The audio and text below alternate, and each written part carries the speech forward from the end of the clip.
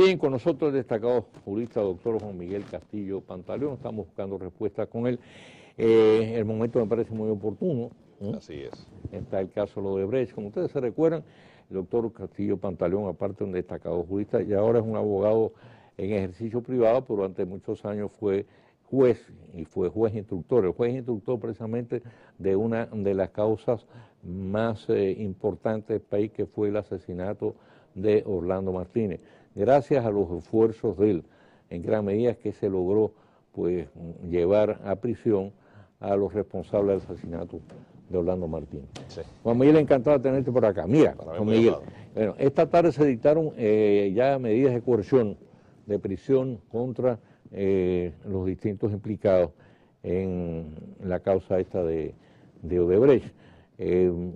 Hay tres congresistas que lógicamente, mientras no se resuelve el problema de la inmunidad, los despojen de la inmunidad parlamentaria, bueno, pues están en libertad, aunque están privados, tienen prohibido irse del país. Hay dos implicados que por razones de salud, pues, lo han enviado para su casa, pero bajo arresto domiciliario. Y los demás se dictaron distintas medidas de coerción, 1 año, 9 meses, 6 meses, 3 meses. Bien. Ahora, hasta ahora, por lo que nosotros hemos leído, básicamente las imputaciones que se han hecho se basaron en dos cosas. Uno fueron las delaciones premiadas de Brasil, según dijo el procurador, esta lista corresponde exactamente con la lista que enviaron de Brasil, y la otra fue las diferencias patrimoniales. Yo no he leído que haya ningún elemento más que se haya aportado hasta ahora. Entonces, yo te quiero preguntar primero, a los efectos de nuestra legislación, ¿esas delaciones premiadas allá en Brasil tienen alguna validez jurídica aquí? Mira, recordemos, estos son datos de tipo procesal, los que yo puedo aportar. Correcto. Para que la población entienda las diferencias entre la fase preparatoria y lo que va a ser la fase de juicio. El proceso penal está dividido en dos fases. La fase intermedia o preparatoria y luego la fase de juicio de fondo. En la fase preparatoria, el Ministerio Público tiene un compás de tiempo en el cual debe de preparar los elementos probatorios que van a sustentar su acusación y esa acusación, cuando se presenta, se hace por ante el juez de la instrucción, en la que le solicita que, acogiendo estas pruebas como válidas desde el punto de vista de su valor, su formalidad técnica, el juez de instrucción no aprecia las pruebas, las incorpore en el proceso y ordene apertura a juicio. Es decir, los jueces de la instrucción, cuando hay acusación, solamente tienen dos alternativas cuando hay acusación: o no acogerla y dictar que no ha lugar a persecución criminal, o ordenar la apertura del juicio. La apertura de juicio obviamente tiene muchísimos efectos procesales. Termina de identificar quiénes son los encartados que van a ser traducidos a juicio de fondo. No necesariamente todo el que ha sido objeto de una medida de coerción finalmente va a ser objeto de una acusación, porque en esa fase a veces también se produce la determinación de la no firmeza o no suficiencia probatoria, y un Ministerio Público sagaz prefiere dejar escapar una sardina para que el tiburón, la gran presa, quede en la red. O sea que todavía a ellos les corresponde la presunción de inocencia. Claro, porque ellos hasta tanto no sean condenados con una sentencia, con la autoridad de la cosa irrevocablemente juzgada, toda persona se considera inocente. O sea, tú dices la cosa irrevocablemente juzgada. Entonces, si yo soy condenado en primera instancia y apelo, sí, todavía tengo la presunción de inocencia. Claro, hasta que la decisión no es objeto. Hasta que no se agote todo el proceso. Exactamente, del último de los recursos, hasta que no se agote el último de los recursos y la sentencia sea confirmada en su totalidad, la sentencia no es firme, y por lo tanto la presunción de inocencia se mantiene. lo importante es darnos cuenta de que durante el proceso, que eso tiene también una función educativa para que la gente entienda, pues la gente tuvo acceso a ver los ritualismos procesales. O sea, la gente se da cuenta de que el Código Procesal Penal es muy ritualista, muy formalista. Y obviamente en el juicio, en este juicio, que no es un juicio preliminar, no es una audiencia preliminar, sino simplemente de medidas de coerción, lo que se hace es simplemente identificar a las personas que resultarán imputadas de esta investigación, de estos hechos, a grandes rasgos los hechos que se les atribuyen, los elementos que el fiscal avanza en esta fase preparatoria para alegar que contra estas personas existen elementos que le hacen presumir que con probabilidad son los responsables del hecho que les imputan, y luego, obviamente, plantearle al magistrado que imponga una de las medidas que garanticen la comparecencia de estas personas a juicio. Y por eso todo el menú, toda esa escala dentro de las posibilidades que le da el juez de la instrucción en el artículo 226 del Código Procesal Penal, que el juez termina dictando a algunos arresto domiciliario, correcto, a otros impedimento de salida, a otros prisión preventiva, medida de coerción de prisión preventiva por una cantidad de tiempo que varió. En razón de los indicios. No, porque el juez de la instrucción ya no ve indicios. En razón de la peligrosidad o no, o de lo que pudiere o no comprometer en términos probatorios. Correcto. Para la viabilidad del proceso. Obviamente la más severa de las medidas de coerción fue dictada en relación con el imputado, a quien las delaciones premiadas señalaron como el eje principal, claro, entre las imputaciones. Hecha esas precisiones procesales jurídicas para que la gente entienda, yo solamente tengo una preocupación, es el recinto penitenciario al que esta persona ha sido enviada.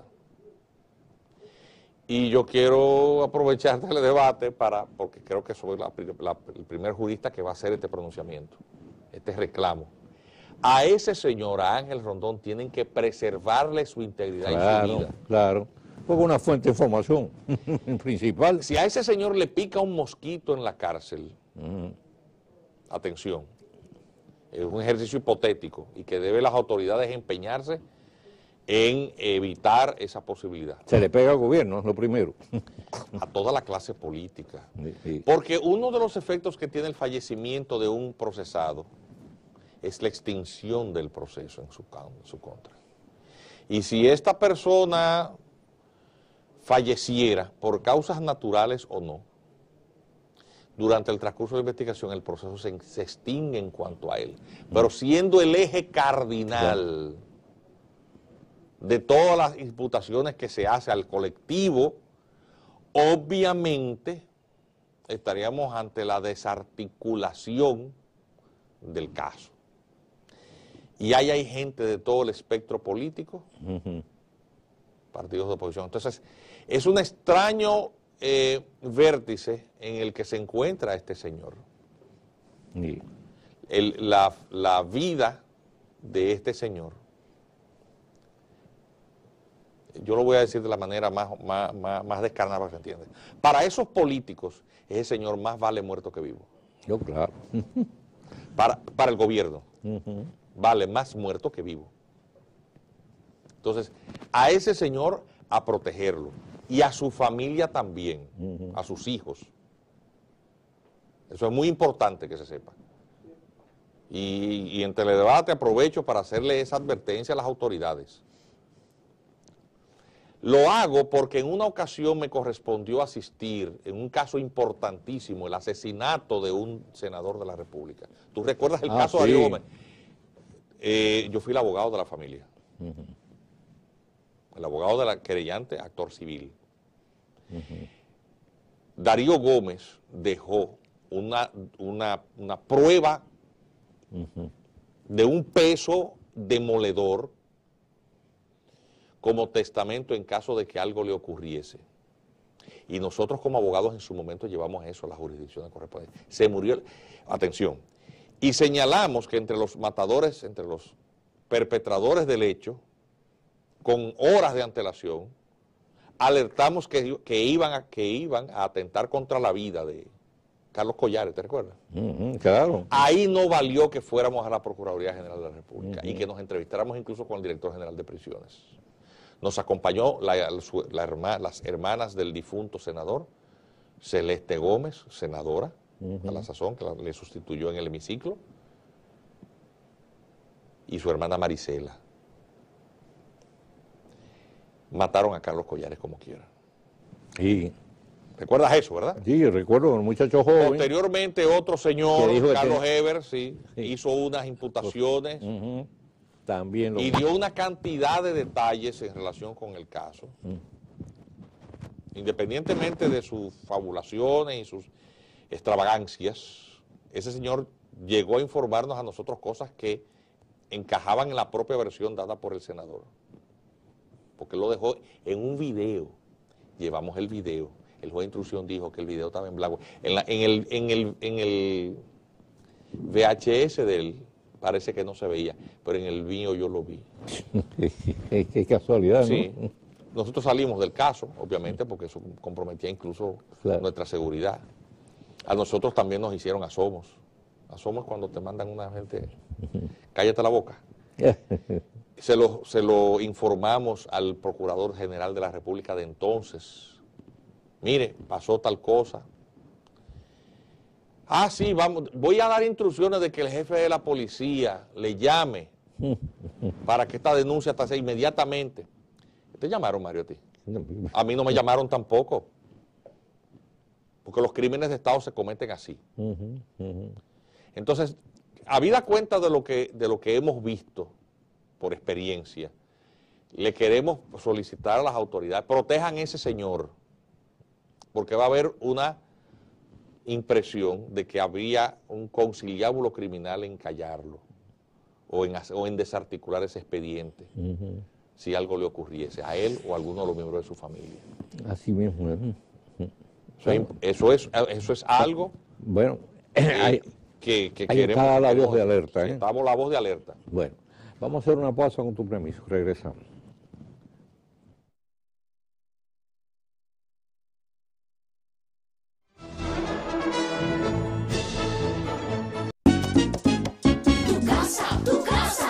Más que un préstamo, una oportunidad a tu alcance para tener tu casa con Expogar Banreservas. Te esperamos del 9 al 11 de junio con atractivas tasas de financiamiento y cobertura a nivel nacional.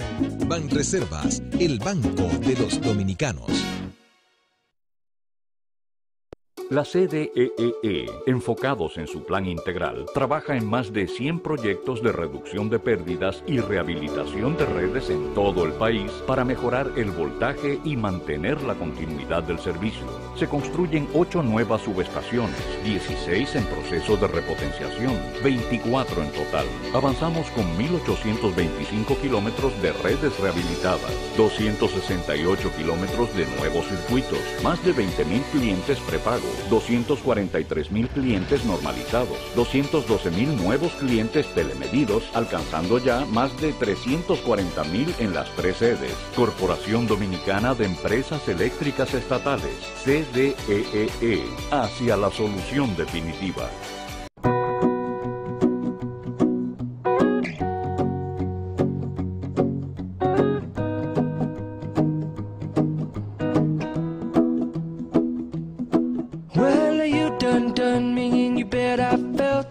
Tried to beat you, but you're so hot that I melted. I fell right through the cracks. Now I'm trying to get back. Before the cool done run out, I'll be giving it my bestest, and nothing's gonna stop me but divine intervention. I reckon it's again my turn to win some or learn some, but I won't hesitate no more, no more. It cannot wait. I'm yours.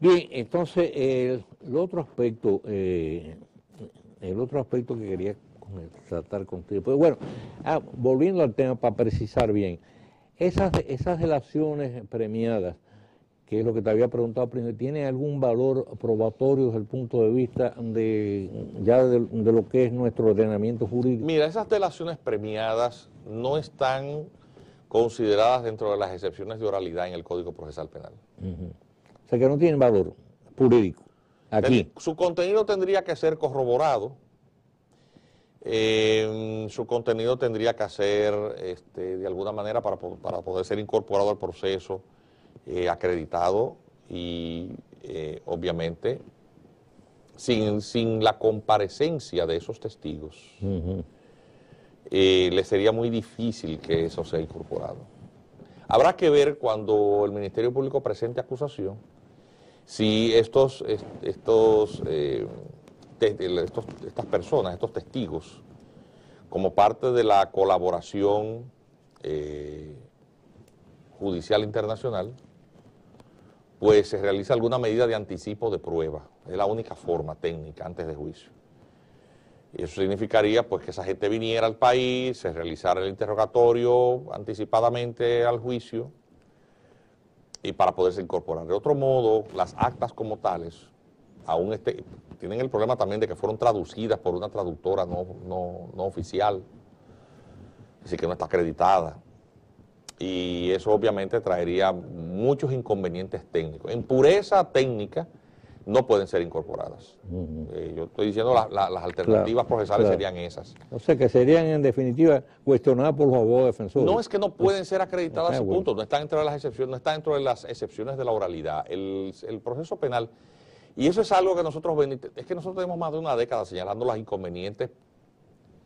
inconvenientes que tienen estos tecnicismos, porque es un código garantista.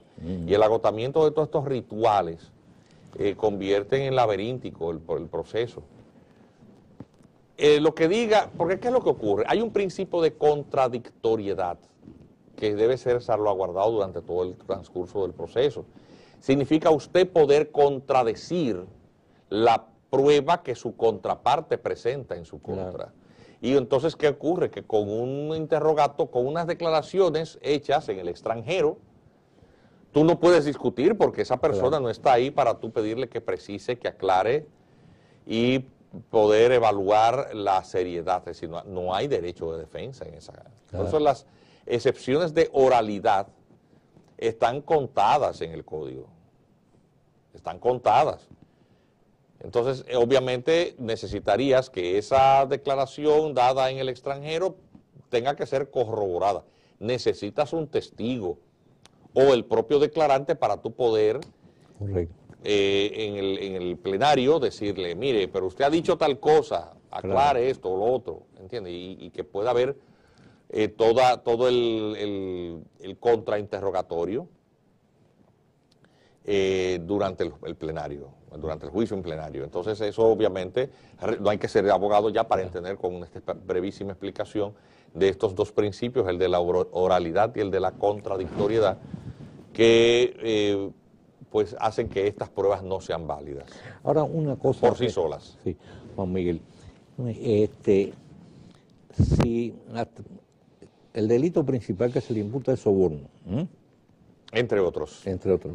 Pero bueno, ese es el básico, por ahí decirlo. Lo demás viene asociado. En el caso de los funcionarios. Ahora, para probar el delito de soborno en este caso no bastaría entonces únicamente con presentar la diferencia patrimonial, porque en ese caso lo único que pudiera... Lo que pasa es que el dinero deja rastros. O sea, tendría que presentar el rastro. Bueno, claro, si tú dices... nosotros hicimos una transferencia a Juan de los Palotes para que a su vez sobornara a Lucas y Juan Mejía. Pues obviamente tú tienes que dar prueba de la transferencia de esos dineros a Juan de los Palotes y de alguna manera establecer el nexo, el elemento de tránsito económico de manos o a través de Juan de los Palotes hacia Lucas y Juan Mejía. Correcto. ¿Me sigues? Por eso, este tipo de infracciones son de difícil prueba, pero un investigador acucioso porque en los tiempos actuales la movilidad de grandes cantidades de dineros no se hace en efectivo. Usted no puede andar con un furgón de dinero movilizándolo. Es que sencillamente... Fijémonos las grandes dificultades que tienen los traficantes de drogas, que de las ventas al menudeo de su producto, un producto ilícito como son los narcóticos, tienes que hacer, bueno, ¿qué hacen? Pues los guardan en caletas, en escondites, y a veces se mueren y a veces le dan tumbes, porque es que, claro, y luego descubren que en un sótano, fijémonos por ejemplo, durante el proceso de Figueroa Agosto, que en una cámara oculta, cerca o al lado de una cisterna, pues ahí guardaban presumiblemente plata o presumiblemente narcóticos. ¿Entiendes? Porque ahí tú tienes dificultad de movilizar. Cuando tú hablas de cientos de millones de pesos, de miles de millones de pesos, cuando estás hablando al cambio, la moneda que corre en el país es el peso, ¿no? El dólar, tienes un problema. Tienes que abrir una cuenta, tienes que comprar cosas, entonces tienes que reportarlas. A quien se las compra tiene que reportarlo. ¿Entiendes? Porque también hay un marco jurídico de la ley de lavado de activos. Toda actividad económica de más de $10,000 tiene al comerciante, al empresario, al banquero formal, tiene que reportarlo. No se va a ser cómplice de esto. Correcto. Tú has vendido 10 carros, tú has vendido 10 apartamentos, tienes que reportarlo, porque no lo vas a tener en tu inventario, porque vas a pagar impuestos por eso. ¿Me sigues? Sí, entonces, obviamente, eso deja un rastro que el Ministerio Público debe de probar. Si no lo prueba, todo son pues meras suposiciones. Hay que esperar ver cómo es que el Ministerio Público va a armar su caso. Solo en base a las delaciones no será suficiente. Tiene que haber corroboraciones, elementos coincidentes, pruebas válidas que determinen con un nivel de seguridad de que el imputado es responsable de lo que se le acusa. Correcto. Pero obviamente tú no persigues una confesión y con una delación no basta, tú tienes que establecer los hechos. Y en el caso de las infracciones de tipo económico, obviamente con el tránsito del dinero. Vamos a hacer una pausa, regresamos.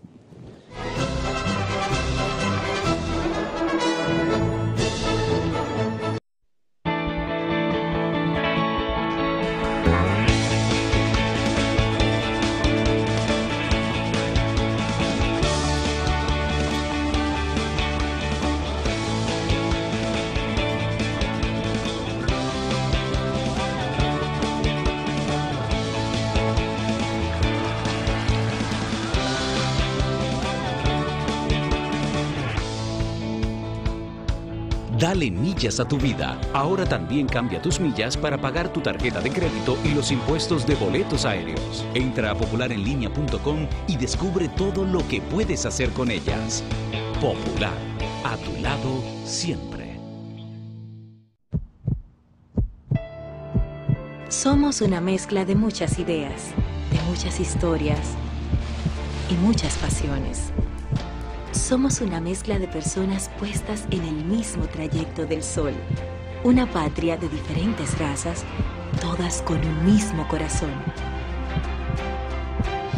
Un país de muchas canciones, muchos sueños y muchos sabores. Todos unidos por un sentimiento tricolor.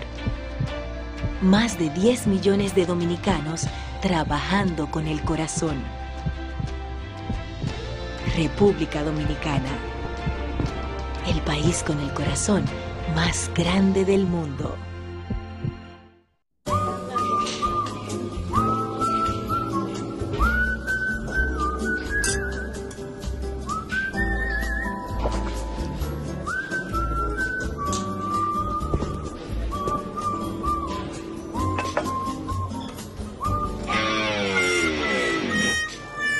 Si al comprar bienes o servicios sientes que te engañan, te incumplen la promesa y no entregan la calidad esperada, pide el libro de reclamaciones. En Proconsumidor trabajamos para garantizar tus derechos. Proconsumidor te escucha y actúa. Un mensaje del Ministerio de Industria y Comercio y MIPYMES y Proconsumidor.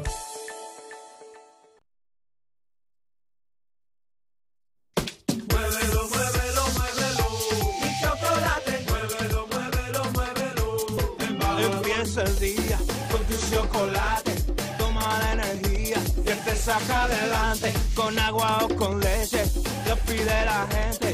Tómalo con ánimo y se siente diferente. Embajador, muévelo, muévelo. Chocolate Embajador, en cada taza, lo mejor de nosotros. Embajador. Un producto Cortés Hermanos. Tu día es objetivo, primicia, especial, intenso, Fortaleza, pasión, espectacular, productivo, saludable, negocio, cibernético, expresión. Tu día llega para acompañarte y mantenerte informado al más mínimo detalle de lo que pasa día a día. Periódico El Día. Contigo cada día mejor.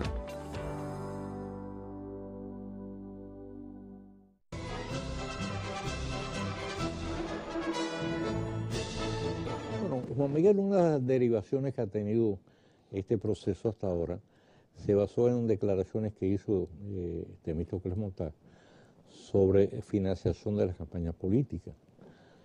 Tengo entendido que la ley, todo el mundo sabe que aquí las campañas políticas las financia el sector privado. La ley que estableció en este caso la entrega de recursos públicos a los partidos políticos fue básicamente promovida por José Francisco Peña Gómez, pero en el entendido de que a partir de ese momento los partidos políticos y los candidatos no iban a estar dependiendo de los aportes del sector privado y lógicamente asumiendo en este caso compromisos después de deudas de gratitud. Pero en la práctica no ha ocurrido así. Al contrario, el sector privado sigue prácticamente siendo el principal financista de las campañas y de todos los partidos, ¿eh? Tanto de gobierno como de oposición, porque si un empresario se cuida mucho, es precisamente que jugar seguro. Le da dinero al gobierno, pero también se lo da a la oposición porque no sabe lo que puede ocurrir en la urna. Entonces, se ha hablado del caso de la Odebrecht, de que si la Odebrecht pues, ha financiado las campañas políticas aquí.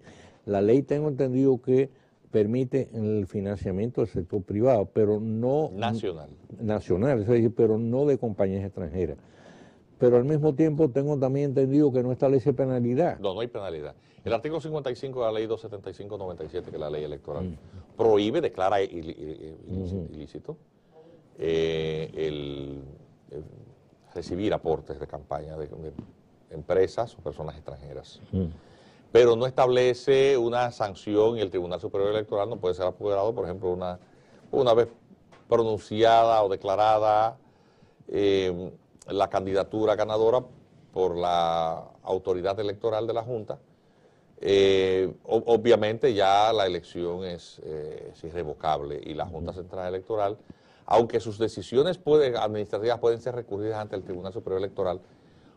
Por cierto que hay una decisión del Tribunal Constitucional recientísimo, sí, ya que establece el criterio distintivo en cuanto al conflicto de competencias, el control jurisdiccional de los actos administrativos de la Junta no son por ante el Tribunal Superior Administrativo, son ante el Tribunal Superior Electoral. Lo cierto es que la anulación de elecciones por esta causa no está contemplada como una posibilidad en el marco de la ley. Sin embargo, recordemos que el ingreso, si es ilícito, pues obviamente pudiera hacerse algún tipo de arquitectura jurídica con el tema de lavado, principalmente si el motivo de la donación electoral para fines electorales es el de lograr ventajas competitivas ilegales en cuanto al tema de asignación de contratos, etcétera. Y obviamente eso plantearía un nivel de ilegitimidad muy grande que podría generar, no tanto en lo jurídico, por las dificultades que tenemos, sino desde el punto de vista político a las autoridades que recibieron esos recursos. Recordemos que hay un dirigente político y ministro ahí que ya admitió que recibía, pero para el partido. Y este señor ya dijo que iba a perder los estribos, que mucho cuidado porque él puede perder los estribos. Y vuelvo y repito, eso va a crear una crisis dentro del propio partido de gobierno. Sí. Y obviamente de cara a la situación general del país. Obviamente también hay una situación interesante. El presidente del principal partido de oposición está en el proceso. Sí. Es que el presidente del PRM está ahí también. Sí, ese es el problema. Es que... Y mientras tanto estos políticos estaban en eso. Porque si la Odebrecht financió las campañas, lo hizo igual que hacen las empresas aquí, es decir, gobierno, oposición y a todo el mundo, porque se cura en salud también. Sí, pero estamos hablando de las elecciones del actual presidente de la República también. Es que estamos hablando del presidente Medina, que no va a tener cómo escaparse de este tema. Por eso estamos diciendo, mucho cuidado con lo que le pasa al señor Rondón. A ese señor hay que cuidarlo. Sí. El país debe estar atento a cuidar a ese hombre. Sí, esa es la fuente principal de información. Así es. Se nos agotó el tiempo, pero creo que esto va para largo. Así es. ¿Sí? Y ojalá el juicio no se convierta... Esto es un largometraje que ahora comienza. Sí, ojalá no se convierta en un circo romano, porque veo también que ha tenido muchas derivaciones de carácter político. Hay gente que no acaba de entender o no quiere entender que el juicio va a tenerse que desenvolver dentro del marco de la legalidad, y que no es por razón de que por presunción, ni porque creo, ni porque soy del gobierno, soy de la oposición, sino que va a tenerse, si se hace como Dios manda, va a tenerse que ajustar precisamente a lo que establece el código. Así que muchísimas gracias, Juan Miguel. Te esperamos pronto por acá otra vez. Gracias a ti. Porque vamos a tener que seguir hablando de este tema mucho tiempo. Y ustedes, queridos televidentes, pues hoy, como estaba aquí Juan Miguel Castillo Pantaleón, y pues, lógicamente el tema lo amerita, y él también, pues le cedimos el espacio, el tiro rápido. Así que, como siempre, les deseamos un feliz resto de la noche y no se muevan de frente a sus televisores, que por ahí viene ya la última entrega del informativo de Noticias 16, que lo mantendrá al corriente de lo que ocurre de interés en el país y en el resto del mundo. Mario Rivadulla presentó Teledebate con Ramón Reyes y Alex Jiménez. Informativo, orientador, veraz.